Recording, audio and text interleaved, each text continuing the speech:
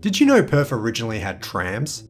Whenever I've brought this up, people are surprised to learn that Perth once had a substantial tram network that covered most corners of the metropolitan area.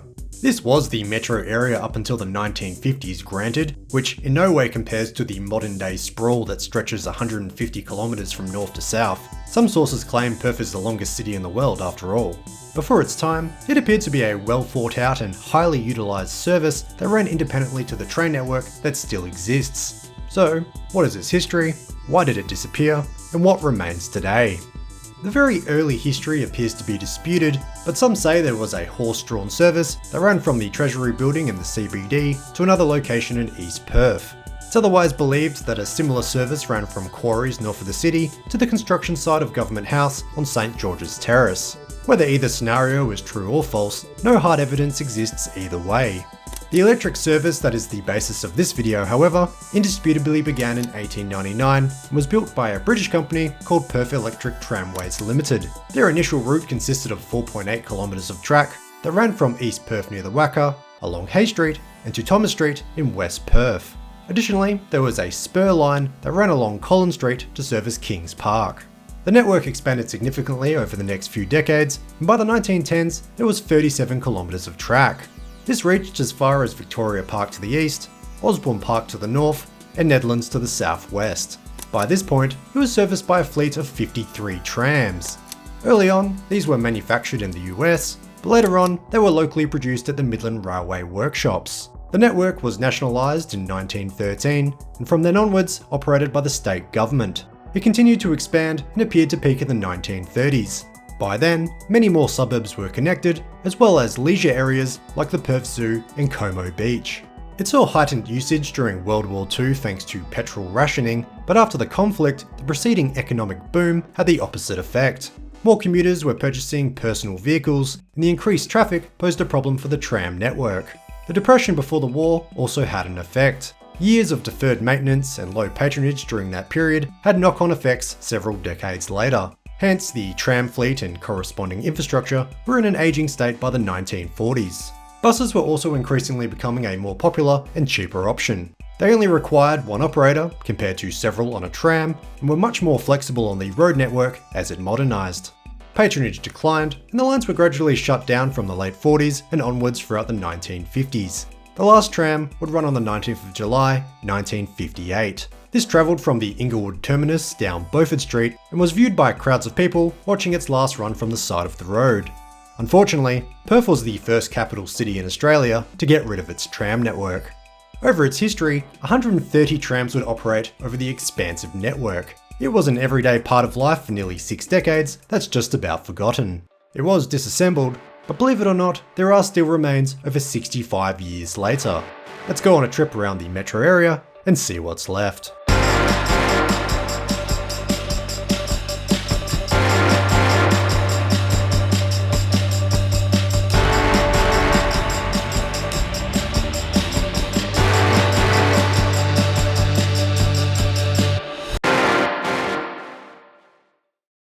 I travelled all over the metro area to film this video.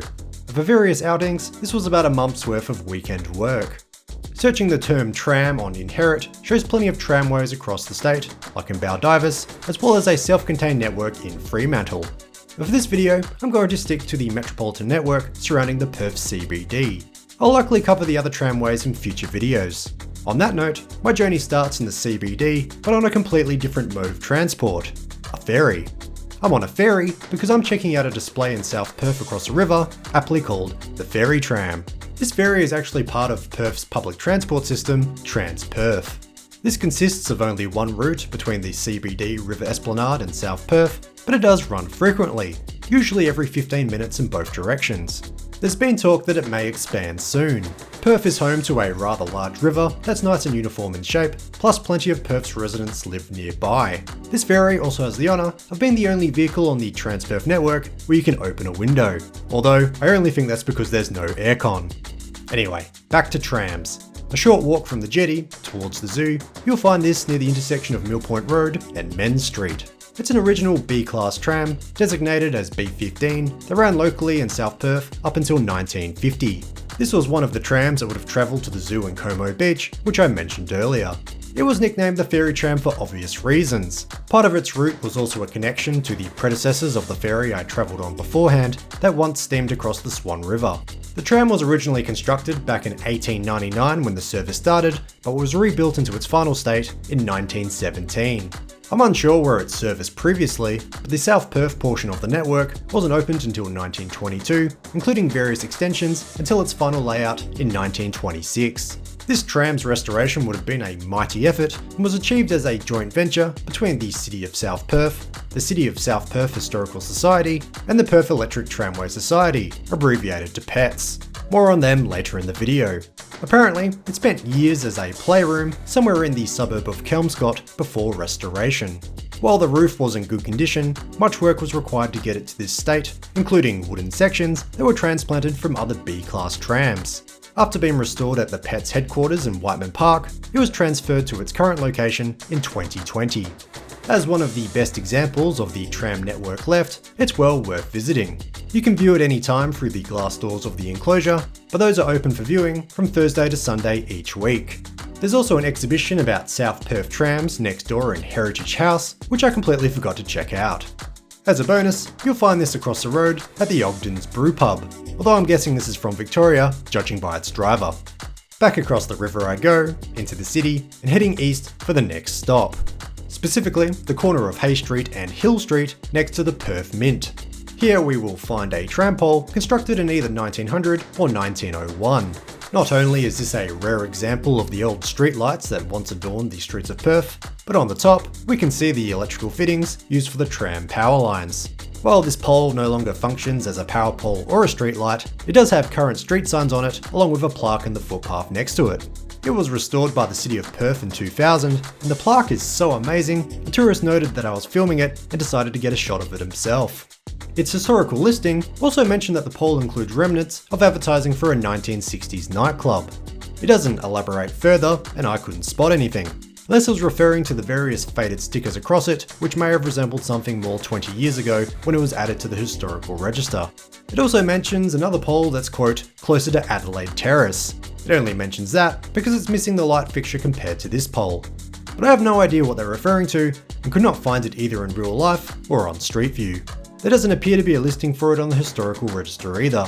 If you know what they're on about, please let me know. From there, hopping on a bus wishing it was a tram, I again crossed the Swan River, but this time via the causeway and travelling further east into Victoria Park. On the corner of Albany Highway and Mackey Street, in front of a cafe called Social Manor, you will find another combination tram stop and power pole. This location marks the spot of the first terminus on this line. By 1942, the line would run all the way to Welshpool Road to service a World War II munitions factory. Built in 1905, this tram stop even includes its status purpose still painted on. Although, I'm not sure how original it is or if it's even in its correct location.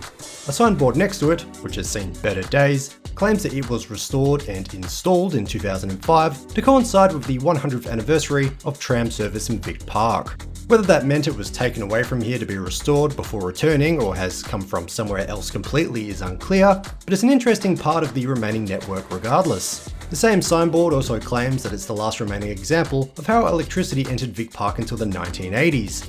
Again, it doesn't elaborate, but does that mean that there were way more of these in the area that were still in use as power lines until then? Seems unlikely looking at 70s and 80s photos, and it's a decade I miss personally, but it's a nice thought. Heading north from here, we arrive at Mount Lawley. Yep, you guessed it, it's another pole. The last one, I promise. You can find this pole at the intersection of Walcott Street and Raglan Road. Unlike the others, this appears to just be a power pole. However, it looks like it's missing any attachments and instead includes a domed top. This serviced Route 19, which began operation in 1910. This would eventually run all the way to Blake Street, where there is currently a great pizza place. The line was discontinued in 1953. I've walked past these poles many times and never noticed them. I wonder if they were deliberately left or simply forgotten about somehow when the lines were demolished. I would like to think someone had the foresight to preserve this infrastructure so people like me can gawk at them today. As I was leaving and heading to the bus stop, by chance I discovered this plaque. It's in front of the Astor Theatre and signifies the Bowcott Junction that was the original terminus for the Beaufort Street line. Eventually, it would run all the way to Grand Promenade in Bedford. Next, we're heading to West Perth. On the corner of Hay Street and Thomas Street, you will find this curious shelter in a park. I'm sure I've seen it before, but I have to thank someone on Reddit for pointing this out to me as a possible tram stop. There is nothing on site at all to indicate its origin. Instead, someone appears to be living in it. I know for sure that the Hay Street line ran past it, but it's set back pretty far from the road. Checking old sewer plans, it appears this was always the case, even when the tram ran past. Unfortunately, it doesn't label what the structure is for either. The B simply stands for brick. A bit lost and unable to find any information anywhere, I emailed the City of Perth and received a very helpful response. It was indeed used for trams. It's in such a setting because of Princess Margaret Children's Hospital that up until recently was across the intersection. They also pointed me towards a great historical photo. This shows the shelter, a tram, plus an identical shelter across the road in front of the hospital that is now gone. Next, let's go north. North, but as north as you can go while still being in the metro area. That's right, we're heading to Yanchep National Park. Obviously, the tram did not run from Perth to here.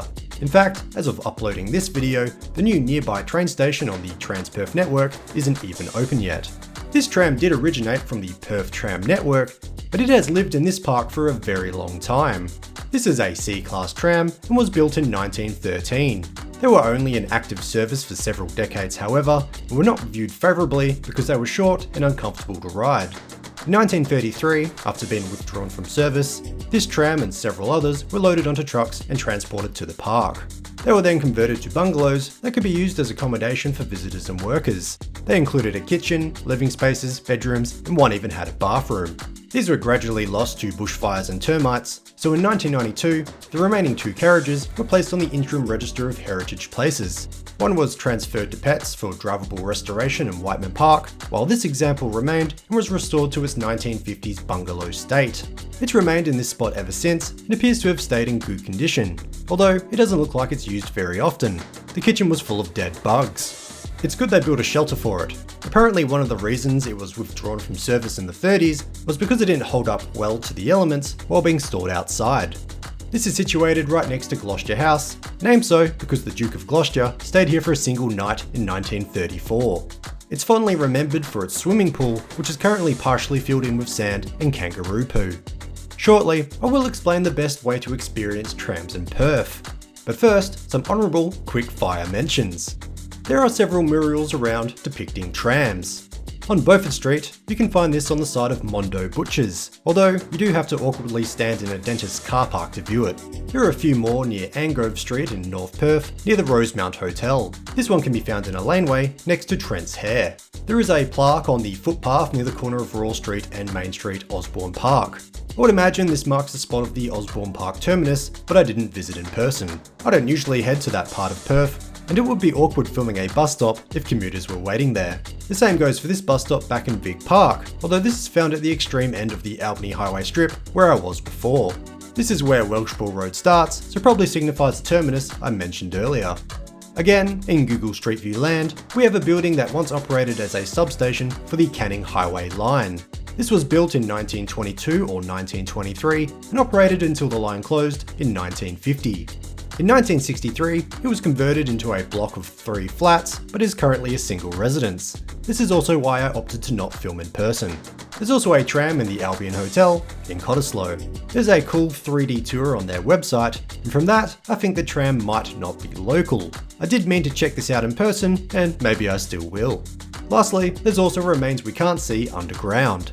The town of Cambridge is currently undertaking road rehab where the tram tracks once were. Apparently, only the rails were removed and the ballast and sleepers were left in place and asphalted over. Over half a century later, the Jarrah sleepers are deteriorating and causing the road to crack, so they need to rip them up and rebuild the roads. The best way to experience trams in the modern day, however, is to visit Whiteman Park. This is where the Perth Electric Tramway Society shine, which I've already mentioned several times. It would be impossible to mention trams in Perth without their organisation popping up. Not only do they restore the trams, but they have a mini network set up around the park that you can ride on. I would recommend checking their Facebook page before visiting, however, as the first time I did, they weren't running because of unforeseen circumstances. These sorts of things happen. It is run by volunteers after all, but it would be nice if that sort of information was put up on Whiteman Park's website too, which is what I originally checked before leaving the house. Regardless, I used this opportunity to have a bit of an exploration and ended up somewhere I probably wasn't allowed. There weren't any signs explicitly telling me to keep out, however, and more importantly, anyone around to yell at me, so in we went. This is where they store and work on the trams, and it was a great insight into their future projects. From what I understand, these 3 trams are from Melbourne. It was cool peering in and spotting the old 80s or 90s advertising. I don't know much about tram restoration, but they seemed in decent shape. This one was a bit worse for wear. This is from Perth and appears to be an E-Class built in 1917. I guess it doesn't look too bad if it's over 100 years old, but I trust the society will bring it back to its former glory. On my second visit, I was in luck. It was a Melbourne tram, but according to their website, this is most of their operating fleet. Several Perth trams are currently undergoing restoration, including the E-Class 66, the final tram that ran in 1958. Hopping on board, there is a volunteer who will sell you a ticket for an authentic experience. Keep in mind that it is cash only, but when I visited, it only cost $6. Check the website for updated pricing if you're watching this in the future. It's a nice ride through the grounds and bushland of Whiteman Park, although a fairly short one. I hopped on at the Bennett Brook Railway Station, near the Transport Museum, and stayed on until it reversed direction, several kilometres south, near their workshops. However, this tramway will soon be joining up with the nearby Whiteman Park train station that is currently under construction on the Ellenbrook line. This 1.6 kilometre long extension will be great for tourists without a car. They can simply access Whiteman Park right off the train and transfer onto a tram. The extension was under construction as I went past, and it dawned on me that I might never see a tramway construction site in Perth ever again. Or will I? The state government has been putting a lot of money into public transport over the last decade, and light rail is set to make a return.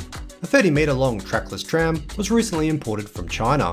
It's self-guided, electric, and can hold up to 150 passengers. The current idea is to have it travel the 7-kilometre journey from Glendalough train station to Scarborough Beach. It's still in the trial phase as of uploading, but it's a story I'll be keeping an eye on. Stay tuned. And the next time you're stuck on the 950 bus travelling down Beaufort Street, think about how much better it would have been if it was a tram.